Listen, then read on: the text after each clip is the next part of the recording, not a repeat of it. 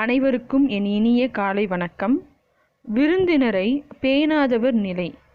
இதற்கான விடையை இந்த திருக்குறளில் காண்போம்.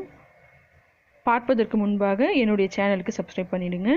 பால் அறத்துப்பால், அதிகாரம் விருந்தோம்பல், ஆங்கிலத்தில் ஹாஸ்பிட்டாலிட்டி. திருக்குறள் எண் 88. பரிந்தோம்பி பற்றோரைம் என்பர் விருந்தோம்பி வேள்வி தலைப்படாதார். பரிந்தோம்பி பற்றோரேம் என்பர் விருந்தோம்பி வேள்வி தலைப்படாதார். இந்த திருக்குறளுக்கான விளக்கத்தை சாலமன் பாப்பையா கொடுத்தது இப்பொழுது காணலாம்.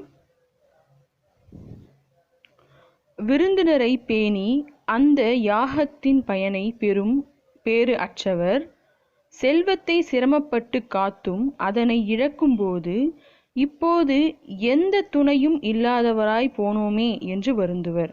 அதாவது முறையாக விருந்தினரை போற்றி அவர் பேணி அவர்கள் உபசரிக்காதவங்க செல்வத்தை சிரமப்பட்டு காத்து இழக்கும்போது எந்த துணையும் இல்லாமல், அந்த செல்வம் போன துணை இல்லாமல் இருக்கோமே அப்படின்ற மாதிரி நினைப்பாங்களாம் விருந்தினரை பேணி காக்காதவர்கள். ஒப்பிட்டு சொல்லியிருக்காங்க. With pain they got their stores, yet all fallen we, they will cry, who cherish not their guest nor kindly help supply. அதாவது யாருக்கு இந்த மாதிரி துன்பங்கள், இழக்கக்கூடிய ஸ்டோர்ஸ்னால் அவங்க பாதுகாத்து வச்சது எல்லாமே இழந்து கஷ்டப்படுவாங்கன்னா அவங்க கெஸ்ட்டை சரியாக பேணி காக்காதவங்க பிற்காலத்தில் அது மாதிரி கஷ்டப்படுவாங்க. அப்போ உபசரிக்கணும், முறையாக உபசரிக்கணும், இல்லைன்னா அதற்கான பலனை நாம் அனுபவிப்போம் அப்படின்னு சொல்கிறாங்க. அப்போது விருந்தினரை பேணி காத்தலுடைய நன்மையையும் தீமையையும், பேணி காக்கல்னா நடக்கிற தீமையும் இது திருக்குறள் சொல்லுது. இது உங்களுக்கு பிடிச்சிருந்துச்சுன்னா புரிஞ்சிருச்சுன்னா லைக், ஷேர் பண்ணுங்கள், கமெண்ட் பண்ணுங்கள். நன்றி, வணக்கம்.